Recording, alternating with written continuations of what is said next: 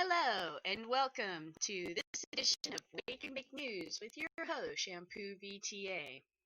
And this is episode number 34 on Tuesday, July 7th. I'm having some nice pancakes that my husband made for me. And this is my second take because of major screw-ups that I have personally made. I've been very frustrated the last few minutes with. But I think I've gotten past the bitterness and rallied myself, and here we go. Okay. First off, hey, please say it to smoke more pot. And that works for me. I still have some of this homegrown. I ground up, and my last plant is kind of popping back to life. So it's getting frosty again, so I'm going to leave it, see what happens. I cut back for a second harvest kind of thing. They weren't very big. Like I said, the minute I put them in the ground, the clones just immediately started to flower, which kind of stunned them. And of course, this weather, El Nino weather, did not help. Oopsie poopsie. I dropped the lid. Well, let's show anyway. Yes. That's what I should do. And the cord for my lamp took a dump. I'm going to have to replace it. Where did it go? Look it. My old lamp cord totally frayed apart. That's like a fire hazard and stuff. So I took it apart, and I'm going to go get another part from Lowe's or something, and I'll fix the lamp. I know how to do that kind of stuff. Alright. The best part of waking up. Marijuana in your bowl.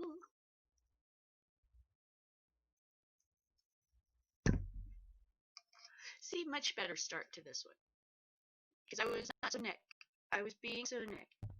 I had a rough couple of days. Bad sleep and misunderstandings and Okay, so let's get to the monitor captures and shrinky-dink that thing down. Let's get to the news, stoners. Okay, so the first story I was going to touch on is this one about Disney. I just thought it was very interesting. Time business. Disney could be about to get bigger. Entertainment giant commits to invest $1 billion in exchange for tax breaks. The city council in Anaheim, California, doesn't just control zoning laws and approve the city budget as the hometown of Disneyland. It also has power over Disney's bottom line. On Tuesday, the Anaheim City Council will convene to discuss the extension of a tax break for entertainment company which Disney has enjoyed for almost 20 years. According to the current deal, Disney would be reimbursed if Anaheim ever levied an entertainment tax on the company. No such tax is currently in place. In exchange, Disney would continue to invest in and expand its entertainment park in the city, where it is the largest employer and property taxpayer. In requesting an extension of the tax exemption at Tuesday's meeting, Disney committed to investing an additional $1 billion over 30 years in capital improvements such as traffic relief, infrastructure, a parking structure, another parking structure, oh that's cool, and other investments to increase the park's popularity. That's a big deal, really, actually. The city expects to enjoy almost $18 million in additional tax revenues thanks to the promised $1 billion investment. My sister actually worked for the company that worked on the parking structure a few years ago. And she was working at Disneyland. She got to go on tours at lunch and stuff like that. But she worked for the what do you call it, the construction company, and that was a really good job. She was doing really well back then. So that's very exciting that they're going to invest more money. Those parking structures can be a real well-paid job, and it helps a lot of people. And then those people will actually, if they're working on something for Disney, sometimes they'll be able to get passes to the park for lunch, and they'll go in and spend money at the park. It's kind of neat how it all works. My sister, she got Barb.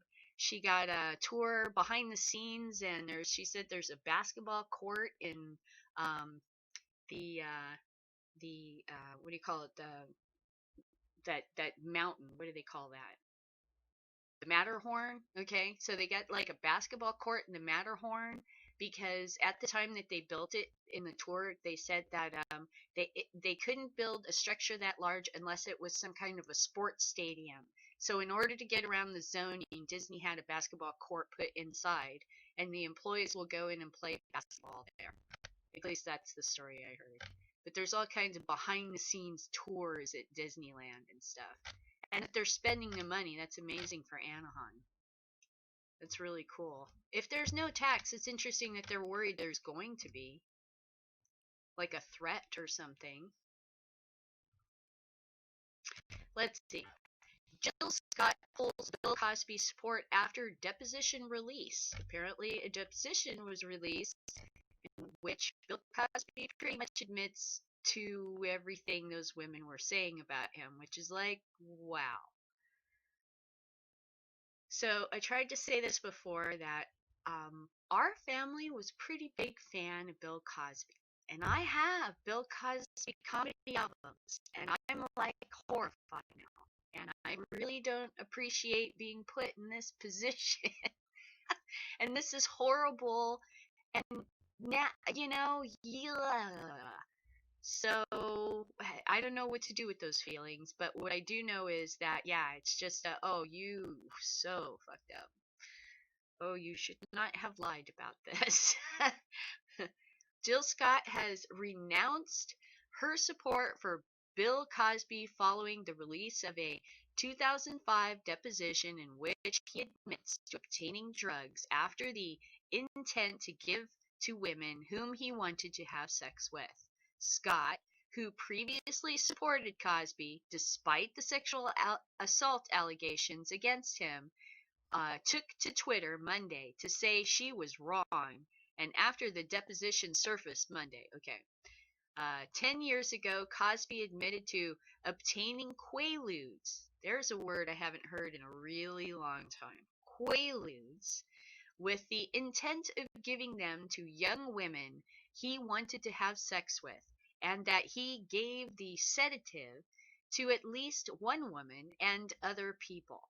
According to court documents secured by the Associated Press from a sexual abuse case filed against the star by former Temple University employee Andrea Constant, he did not admit to drugging the woman, however. He did not admit to drugging her specifically. This is like, Bill Cosby, sadly, his own testimony offers proof of terrible deeds, which is all I have ever required to believe the accusations. Yeah, it's kind of like when you admit it yourself. I don't know what the circumstances or why you did that, but that's pretty much the end of everything right there. Okay. And further down here it says, oh yes, Cosby's lawyer did not want the deposition released because it would embarrass the actor. No, more like destroy him.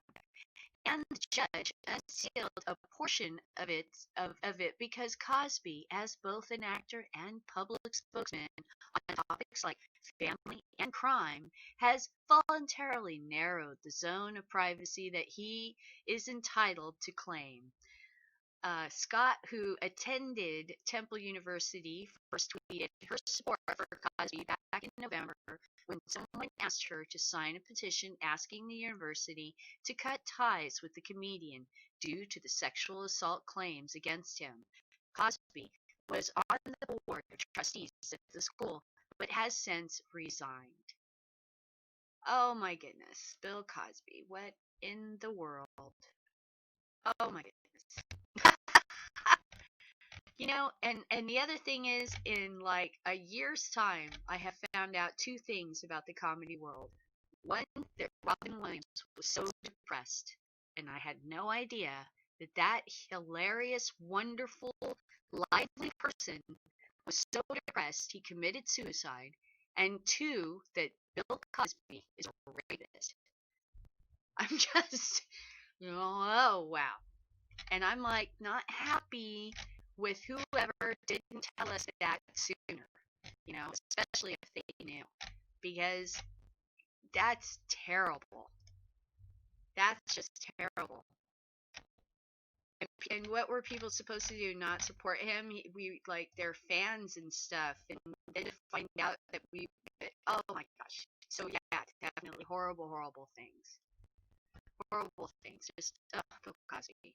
I can't even. I'm like, wow, Jello and pudding will never look the same to me again, and that's Jello and pudding's own fault for not maybe finding out more about Bill Cosby before they used him for advertising. Medical marijuana advertising sparks interest in pot use amongst teens, study finds. Now back here on my Tumblr page, I added to this, really? Then tell us about these ads. Beer, helping white guys down since 1842. Or Viagra, go hard or go home. Or, let's see, oxycodone. I'm just calling to check if you have 360 oxycodone 30 milligrams in stock. Sure, hold on, I'll check. Sell your bullshit study somewhere else, please, idiots. Okay, so let's look at their bullshit study, because it is. Alright. A study of Southern California middle school students found that those who see ads, billboards, or signs for medical marijuana were more likely to think about or smoke pot than those who see no advertising, researchers said Monday. Surveys from more than 8,214 students who attended 16 Southern California middle schools during 2010 to 2011 were analyzed by researchers from the Brand Corporation. The youth were asked in 2010, then again in 2011, about their exposure to medical marijuana advertising, use, and their intentions about whether to use in the future. During the first survey, 22% of the students reported seeing at least one advertisement for medical marijuana over the past 3 months. The following year, the rate jumped to 30%. Based on the answers, researchers said that seeing advertisements for medical marijuana was related to adolescent intention to use or actually use 1 year later. Like on a calendar, you can mark that the day they saw the ad, exactly 1 year later. Or is there like a variation? Is there 6 months? Okay. Society increased lenient attitude on marijuana use could lead youth into believing there are no adverse effects. And Elizabeth D. Amico, lead author of the study and senior behavioral scientist at RAND, a non-profit research organization that is slightly political. I'm sure there are factors that contribute to marijuana use that we don't know. D'Amico said, we need to start educating our youth better about medical marijuana and about what it means. We need to think about policies around advertising, which we have for tobacco and alcohol. Exactly.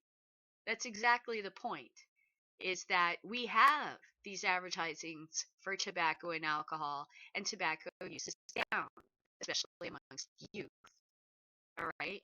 We're battling alcohol. We're doing a pretty good job, actually, against alcoholism, but it's difficult to battle the amount of advertising that is around sports related things. And that is definitely in the child's life. So it's like this is totally bullshit. And later down in the comments, some people totally get on them about it. Commentors. If you really want to keep kids safe, first keep them away from booze, tobacco, and prescription drugs. Data direct from the CDC government shows that no one has ever died from marijuana overdose in all recorded medical history, while tobacco, alcohol, and prescription drugs directly cause over 650,000 deaths per year in the U.S. This other person says, poor story and research. Legalized marijuana does not increase teen usage. Study finds in Forbes magazine. One of the biggest worries about legalized marijuana was that teenagers would smoke more pot. But it turns out that those fears were wrong. A study just published in the Lancet Psychiatric showed no significant difference in adolescent marijuana use in the 21 states with medical marijuana laws. And California marijuana has been legal for like 20 years. And we did not see an increase. We've actually seen a decrease. So this is fear mongering by silly people. And you're talking about the Rand Corporation. They've brought us so many wonderful things, haven't they? So that was ridiculous. A ridiculous article by this Daily News dot whatever it is. More fear mongering. You know, everything from prohibition is fear, fear, fear. Our children, our safety, our roads, my rights. Will I be able to smell it? Do I have to look at you? Yeah. Fear, fear, fear. Why don't you go live on an island by yourself, you know? Okay. Feinstein, facing pressure over marijuana reform.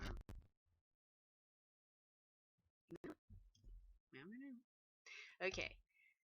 Senator Dianne Feinstein is facing pressure to back reforms to marijuana laws from advocates in her home state. Feinstein has staked out a position as one of the few congressional Democrats still opposed to many aspects of federal marijuana reform. But marijuana advocates are urging Feinstein to change her stance. They'll deliver a petition signed by more than 10,000 people to her in San Francisco to her office on Tuesday. The petitioners say they are fed up with Feinstein's well-documented opposition to medical marijuana and especially legalized marijuana, but this is for medical. California has allowed access to medical marijuana for 20 years, and the vast majority of Californians support this, said this Drug Policy Alliance. It is disappointing that Senator Feinstein continues to be a lone voice of opposition from California when it comes to supporting medical marijuana patients. The marijuana advocates point to Feinstein's recent opposition to the measure that would have blocked a federal government in interfering with state medical marijuana laws. However, Feinstein also voted recently to give military veterans greater access to medical marijuana. Feinstein's office did not immediately respond to the request for comment, but the senator indicated that recent hearings that she is slowly evolving on marijuana reform. Now there may very well be a place for medical marijuana, and I think there is, Feinstein said, but the research has to be done, and I think our government's not to do that research is a huge mistake. Well, you know, it also puts her in a position where now she's got to, you know, come up with an answer that is not going to somehow hurt her political career. So the government certainly kind of stuck her out, swinging in the wind without research. Now, this whole prohibition thing is hurting her political position because what she's supposed to do, go with unsubstantiated or partially substantiated medical results for epileptic children and stuff, and yet she can't go against it because there's epileptic children being saved here. Feinstein might as well be a Frankenstein for all her support for the status quo and keeping progress at bay. Get rid of this dinosaur. The July 4th holiday weekend, Friday through Monday, more than 6,000 Americans will die of cancer after pain more horrible than anyone has who hasn't gone through it can even imagine. But when you see their faces and hear their cries, you can understand that they deserve the best care we can give them as a country. And the treatment includes safe, legal access to medical marijuana. Very well said, PhD scientist. Sometimes the comments are so much more interesting than the actual story. Prohibitionists like Feinstein are even willing to commit murder rather than admit defeat. Frustrated that people continued to consume so much alcohol even after it was banned, federal officials had decided to try a different kind of enforcement. They ordered the poisoning of industrial alcohols manufactured in the United States. Products regulated, stolen by bootleggers, and resold as drinkable spirits. The idea was to scare people into giving up illicit drinking. Instead, by the time Prohibition ended in 1933, the federal poisoning program, by some estimates, had killed at least 10,000 people. An extract from the little told story of how the U.S. government poisoned alcohol during Prohibition with deadly consequences. Well, there's stories in the marijuana, about paraquat. Even the dude says, you big human paraquat or whatever. Well, paraquat was supposed to be an insecticide that they sprayed on plants in Mexico, and the idea was that if you smoked weed with paraquat, you would get poisoned. I don't think Feinstein has anything to do with that. And I think he was saying that prohibitionists would go to any lengths to try to prove their point. I think it would be hard to get away with poisoning things at this point. But they would try rumors, and I think paraquat was a rumor. Okay. Hillsborough anti-drug group upset about July 4th medical marijuana parade float. Let's make sure I'm still okay here. We still have sound. Nothing's being weird. Still going. Temple Terrace, Florida. It's a cannabis controversy. A Hillsborough County anti-drug group is furious after a pro-medical marijuana organization marched in a family-friendly 4th of July parade Saturday. The group has already contacted parade organizing, asking the float to be banned in the future. Ellen Snelling is the chairman of the Hillsborough County Anti-Drug Alliance. She told News Channel 8 she has already made calls to the Chamber of Commerce to protest this pot presence. To have that at a parade that is mainly family and especially my children, all the way up to teenagers, it didn't seem like the best venue for that type of free speech, Snelling said. Now, stop right there. It sounds like she's talking about a gay pride float, not something about marijuana, okay? To have, this is not the best venue for that type of free speech. She makes it sound like there were naked people on the float or something. That's very odd. However, the group behind the float told Aid, on our side, its members had every right to be there. The National Organization for the Reform of Marijuana Laws, NORML, isn't backing down. Members have their sights on other Tampa Bay area parades, including Gasparilla, the Temple Terrace float, including a giant mechanical joint with smoke billowing out of it. Oh gosh, God knows that would just totally affect the children's minds. They would just, I'm sure no adult could possibly explain to their children in a rational way, what this all means, and it would just confuse them. And it's a ridiculous idea. Of course, if you see that kids react, they're reacting all kinds of stuff, and they're pretty smart. Okay, Chris Cano is the executive director of the Central Florida chapter of Normal. He and his colleagues were thrilled to be part of the parade for the first time. They maintained the response they got was phenomenal. We're not trying to push drugs on anyone's kids. This is a legitimate medicine and that we want to see doctors recommend to suffering patients, Cano said. It was there to make the message clear. The words RX are on the joint. This is medical cannabis.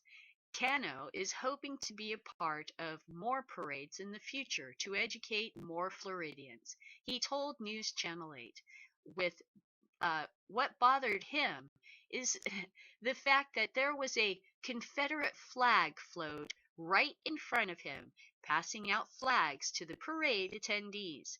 Why didn't they get upset about that? What we're talking about here is saving lives, he said. News Channel 8 reached out to both the city of Tampa Terrace and the parade organizers, but did not get a response. Cano and his colleagues are hoping to be part of the Gasparilla Parade next year for the first crew of cannabis.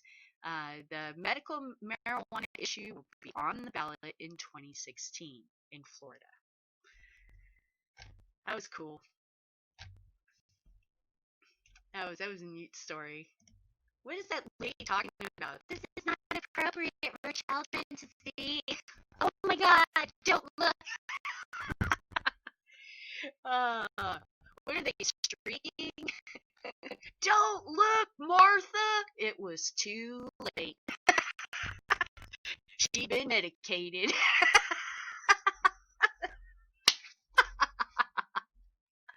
Oh, I make myself laugh. That was funny. Okay. California governor signs medical marijuana organ transplant bill. Today, Governor Jerry Brown signed AB 258, the Medical Cannabis Organ Transplant Act. AB 258 prohibits discrimination against medical cannabis patients in the organ transplant process unless a doctor has determined that medical cannabis use is clinically significant to the transplant process. Medical cannabis patients in California have been routinely removed from the organ transplant waiting list if they test positive for cannabis use. Even legal doctors recommend medical cannabis. AB 258, was authored by Assembly Mark Levine, Democrat, San Rafael, and sponsored by Americans for Safe Access, ASA. AB 258's passage is the result of ASA's members tirelessly work for over 2 years, said Duncan, ASA's California director. In California, legal cannabis patients will never again face the choice between their doctors recommending medical medicine in their life and a life-saving organ transplant. Governor Brown deserves credit for protecting medical cannabis patients from this harmful discriminatory practice that has no basis in medical research. Okay, so Governor Brown deserves credit for signing this bill that will save lives because a person I think did die because he was denied a transplant because he was a smoked pot, because he was dying. Yeah. Okay. This is the last one. It was short. I think these agencies are still recovering from their hullabaloo this weekend, so there isn't much news coming in quite yet. Maybe this afternoon something will happen.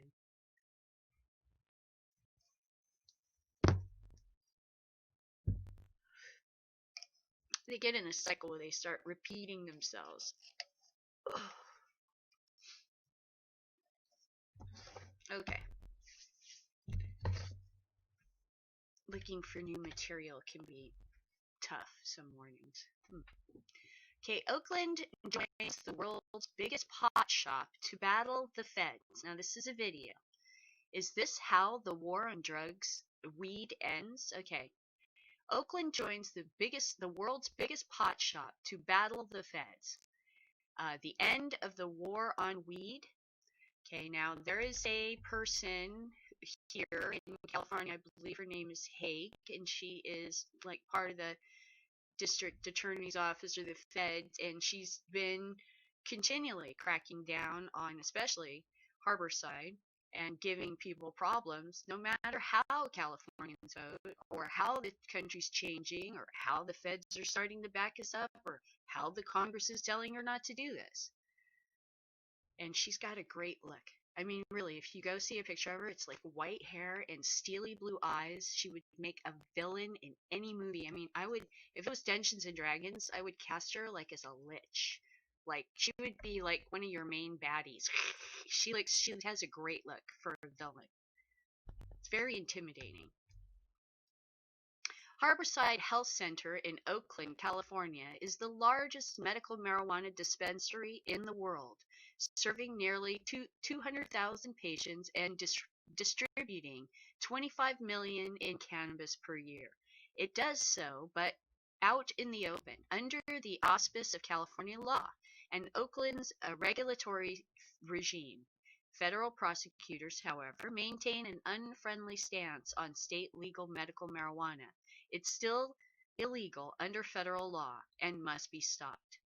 Oakland joins the world's biggest pot shop to battle the feds. Is the latest video from Reason TV. Watch above or click on the link below for the video. Full text, supporting links, downloadable versions, and more Reason TV clips. So here I'll put the link to this video so we can all watch it about Harborside, and it sounds like Oakland's going to help them because Oakland's receiving money and stuff, and these are their citizens that are being helped. What are they supposed to do? Piss off their own citizens?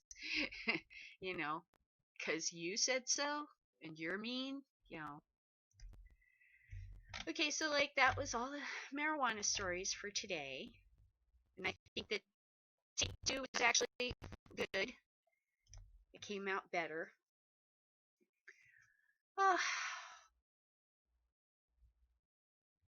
Almost to the end of the month here, and hopefully soon I'll be able to re-up maybe Wednesday afternoon, perhaps Thursday, but hopefully Friday I will be able to film. But we'll see. We'll see what fate holds, Okay, so I will take another hit here and say happy Tuesday to you. And stay positive, no matter what ebb and flow of luck's fortune may shine on you, just keep your chin up out there, man. I pep talk myself. I pep talking you.